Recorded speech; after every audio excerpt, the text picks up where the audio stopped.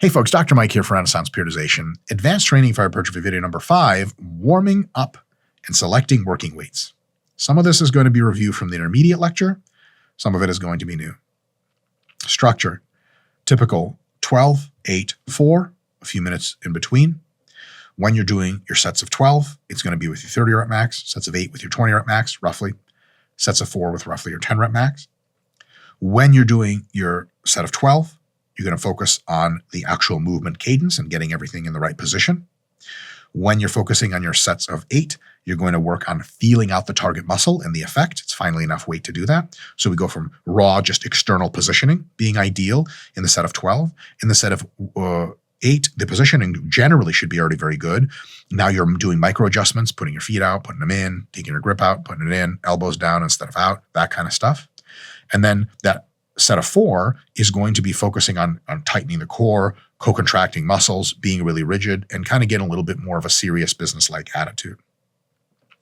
In your set of 4 or so, here's where the nuance comes in.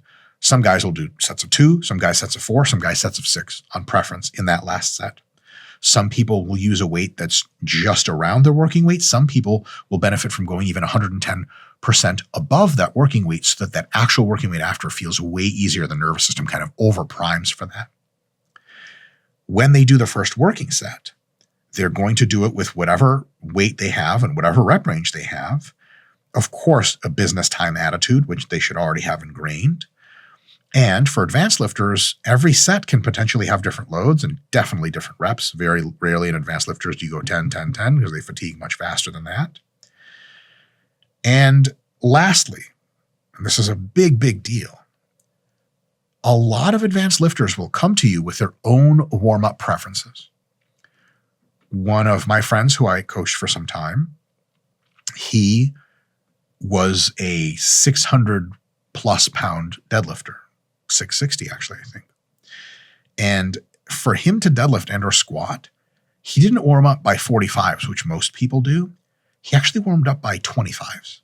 So basically he would do 135, 185, 225, 275, 315, 365. It was just a longer warm up. Why? This person has a master's degree in mechanical engineering. It's fucking brilliant. This is not a person who just doesn't know things. This is a person who's been lifting a long time. And they realized that if they warm up slower, everything goes better. They get little nicks and little dings less. The lift work, like they have a better result. Their mind-muscle connection, their body positioning awareness is better. They just need more warm-ups. Guys, this whole idea of 12, 8, 4, and then go to your working weight, this is a basic heuristic that works excellently for beginners, amazingly for intermediates, and for advanced, it's a good place to start your thinking process. But reality sets in, you have to consult with your athlete, with your client, to make sure, like, is this enough warming up for you? Is this too much for you? Is there a way you want to warm up which is a little bit different? Sometimes guys will do a set of 4 and like the next weight's working weight, and they're like, let me do another set of 2 at that weight again. I just kind of want to feel it out a little bit more. I don't think I'm ready for that set of 10. Totally cool.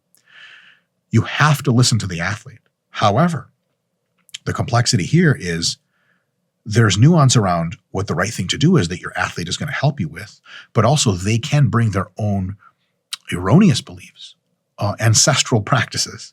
They say, like, before legs, I go on the stair mill and I do 10 minutes. And you're like, what? Why? You're just burning up 10 minutes of glycogen. They're like, it gets me ready. You're like, what? Okay, I get that. Why don't we try 5 minutes and then just try warming up kind of a little bit more of the way I typically do things. Say, okay, fine. They try it. They're like, wow, that was great. You're like, okay, great. Next time, let's do 3 minutes in the step mill. They're like, okay. They do it even better. Then they do 0 minutes and they're like, God damn it. What the fuck was I doing that stupid step mill for years? Some people just, warming up is an interesting thing. It's so personal. And some people have a way that they warm up that has worked for them. And gee whiz, if there's a very golden, solid steel man case for if it ain't broke, don't fix it, it's the best for warming up. If you warm up wrong, you could potentially, low probability, but high total effect magnitude here, you can get a catastrophic career-ending injury, or at least an injury that lasts 6 to 8 weeks and it just fucks you up for a while. That's a high-stakes situation. So people that have had a warm-up system that works for them could have a ton of fluff in it, and it just doesn't really need all that stuff. They're a lot of times really recalcitrant about reducing it. There's a conversation you can have, and sometimes you just leave them the fuck alone. You say, okay, whatever you want to do to warm up, just be ready at 10:15 roughly, and we'll get started on working sets. I ain't gonna fuck with that shit. But many times they'll be amenable to some changes. And sometimes you'll have the opposite, where they warm up too fast. They'll do like 135 for a set of 10. They're like, all right, ready for 315. You're like, what the fuck? What are you, nuts? No, you're ready for 225. And then you're going to do another set of 315 that is still a warm up. And they're like, oh, really? Yes. And sometimes your prescription for them will be too much. They really will be totally warmed up in just a few sets. Then there's a conversation. So as with many of these advanced lectures, we're here at RP giving you the basic guide, but also the toolbox to understand there's a lot of nuance on it. With beginners, not a lot of nuance. With intermediates, a bit of nuance. With advanced, tons of nuance. So start with this basic guide that you have here, and then it's a conversation, it's observation, it's red teaming the bad practices, steel manning the bad practices sometimes to say maybe they're a good idea, and working marginally over time with your client to fix one thing at a time, make a little bit of a change at a time, that over the months and years of training with you, everything about their plan, including the warm-ups, gets better. All right, see you guys next time.